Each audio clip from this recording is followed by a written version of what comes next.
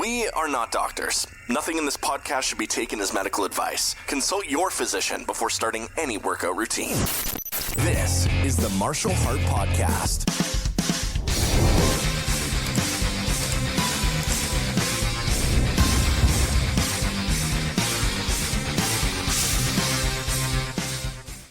And hello, everybody. Welcome back to the podcast. How are you? I'm fine. Really. Sorry there was no show yesterday. I had a lot going on. And so I just sort of, didn't feel like trying to squeeze it in. I didn't want to just rush something out just so I could say I did a podcast every day this week. So, because that's bullshit. Nobody wants that. So, anyhow, blood pressure medications, okay. The new one doesn't work as good. We discussed this before, but my blood pressure is occasionally up still. Like when I came home from work, I tested it, and it was at like 150 over 92. And, I'm on a blood pressure regulating medicine. So it looks like probably, the milligrams will have to be adjusted if they want to keep my shit together down in that good range where it's supposed to be. And, but when I did cardiac rehab last night, had a good time doing that. Talking to the therapists. I don't know what they're called. Are they rehab specialists or whatever they are? I don't know. They're nice ladies. So, things are going to start getting amped up a little bit, slowly, but it's going to start becoming more difficult. As she said, this is, about halfway. I'm not even quite halfway there, I don't think. But eventually, she said, it starts to become pretty challenging. So don't get too comfortable with this stuff that I keep saying is too easy or moderate level exercise. But anyhow, that went pretty well. But my blood pressure was still not that great last night either. But it was better after I exercised. It seems like, and they checked it while I was on the treadmill. So it seems that while I'm doing things, while I'm physically active, my blood pressure is better. It was what it should have been for someone who was being active at the time. Your blood pressure doesn't stay down when you're exercising, but a lot of times the upper number goes higher and the lower number goes a little bit lower. So she said that was normal. And my blood pressure while I was exercising was completely within normal ranges, and it was what they would expect to see. So, but I had a lot of chest pressure yesterday, and I've had it off and on today. And it's just going to plague me, I guess, until it goes away, or until I decide that that's just the way my life is going to be from now until eternity. I don't want to accept that, so I'm in denial, I think, is one of the things. So, But the other news is my heart monitor arrived last night. So, after I do this podcast and after I go have some dinner, I'm going to have to put on this heart monitor, which means I have to, use sandpaper and scrape my skin. You have to wash it, and then you have to scrape it with this sandpaper kind of stuff, and then you stick it on there in a very precise location. So that's going to be an endeavor. I'll try to take some pictures or something, and I can post them somewhere so that everybody can see how ridiculous of a thing it is. But it comes with a template that you put on so that it shows you where it's supposed to be. And we'll see how that goes. So that will begin the 2-week ordeal of the heart monitor tonight. And it's going to be awesome because I get to try to sleep with this thing attached to me. And since it's actually the only thing I'm worried about, because it's not a really large thing.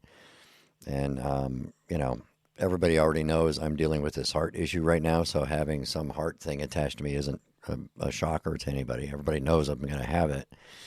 But my big concern about it is how well am I going to sleep with this thing stuck to my chest on the side of my body that I like to sleep on. So I don't know how that's going to go.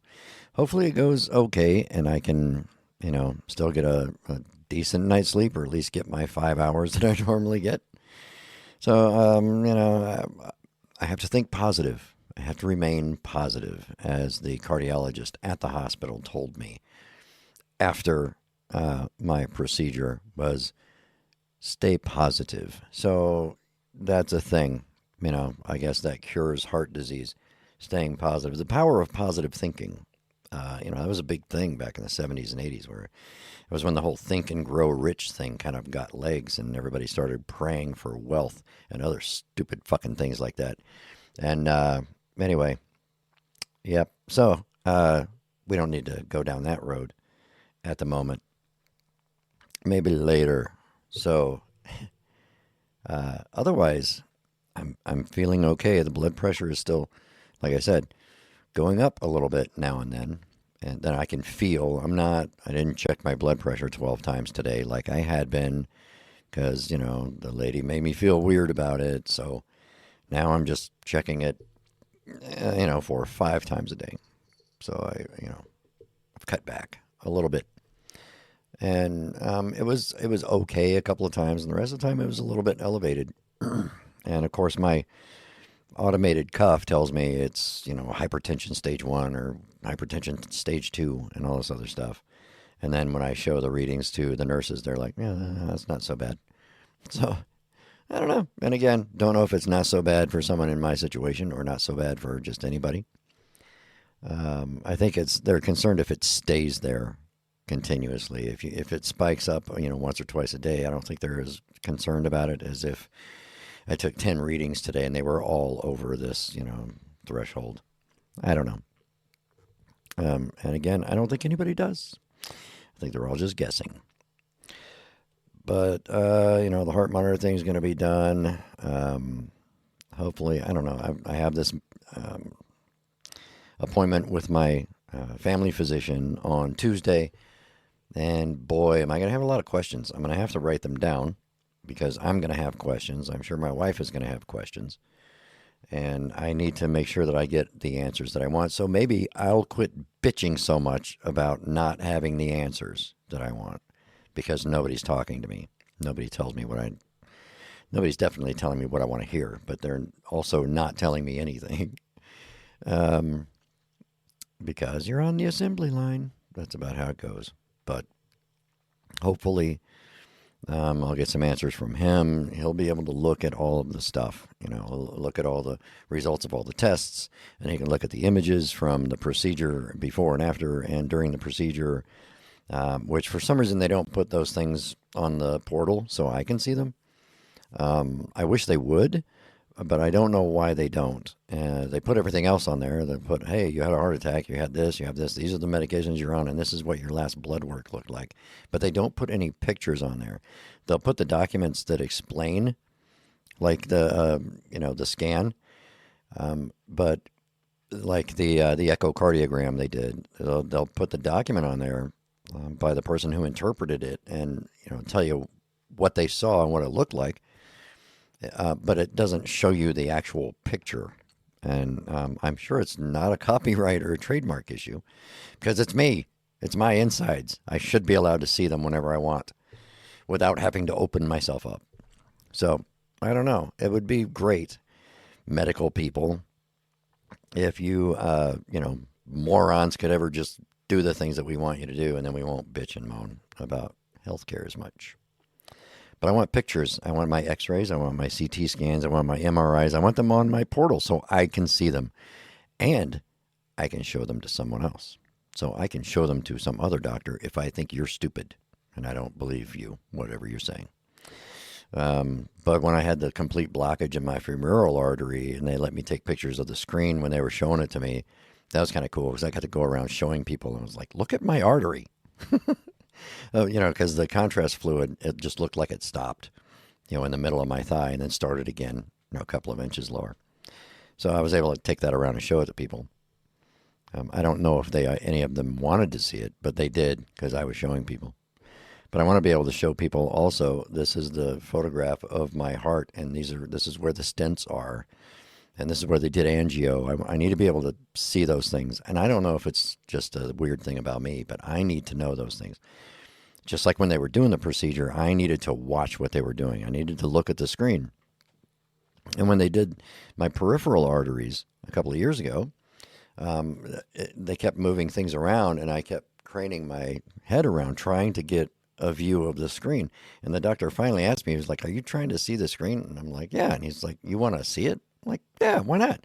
What you're doing is interesting. So I would like to see it." So he moved some things around so that I could watch, through because they're like x-raying you at the same time they're doing the procedure so they can see what's happening on the inside.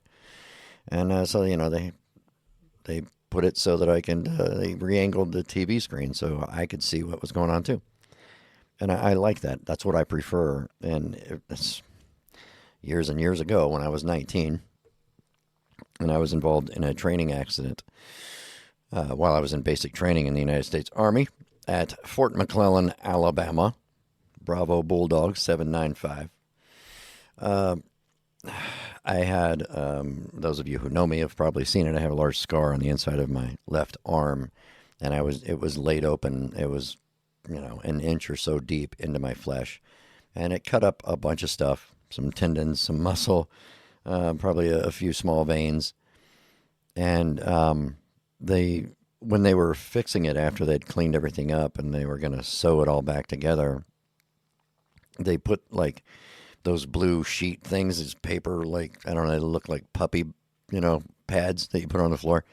They were setting these things up and like arranging it so that I couldn't see what they were doing. And I kept moving my head and he's like, "Hey, no, just stay there." And I'm like, "Why?" He's like, "You don't want to watch this." And I'm like, "Yes, I do. It's my arm. I want to see what you're doing." And he was like, "Man, you're crazy." And I'm like, "I'm not crazy. It's me. I should see what's going on. I want to know what's happening to me." So he moved everything out of the way so I could watch. And he thought it was the weirdest thing ever that I wanted to watch him sew my arm back together.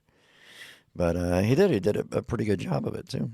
But it was a strange thing. I'm not going to recommend it to everyone. You don't always want to see yourself laid open like that. It's not a pleasant sight.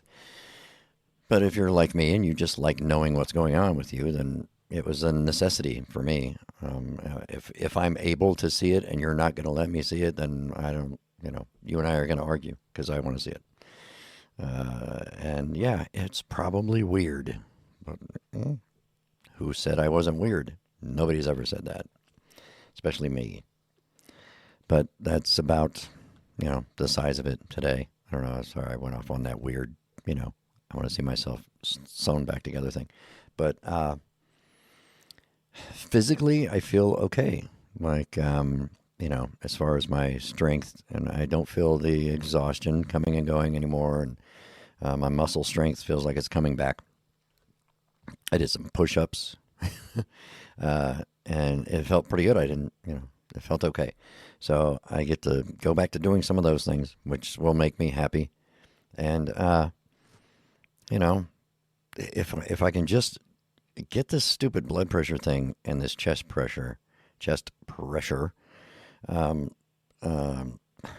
with, or at least explained and figured out, or someone giving me therapies or ideas or ways to alleviate it a little bit so that it doesn't bother me so much, I'll be pretty good. I won't be ready to go roll around on the floor doing jujitsu. I know that.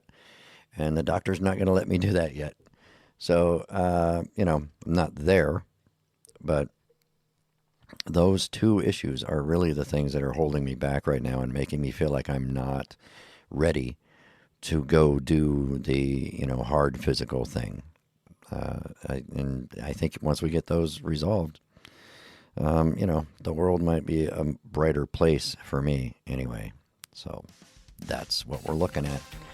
I will, I don't know, maybe I don't know if I'll do an episode later after I put the heart monitor on so you can see it, but I'll try to take some pictures and maybe add them onto the podcast tomorrow. But everybody take care of yourselves. Love everybody. Oh, wait. Oh, my ad revenue for this podcast hit $5. So to celebrate, I gave a donation to a local homeless shelter. And I lost $25 on that deal, but it's a start. So see you next time.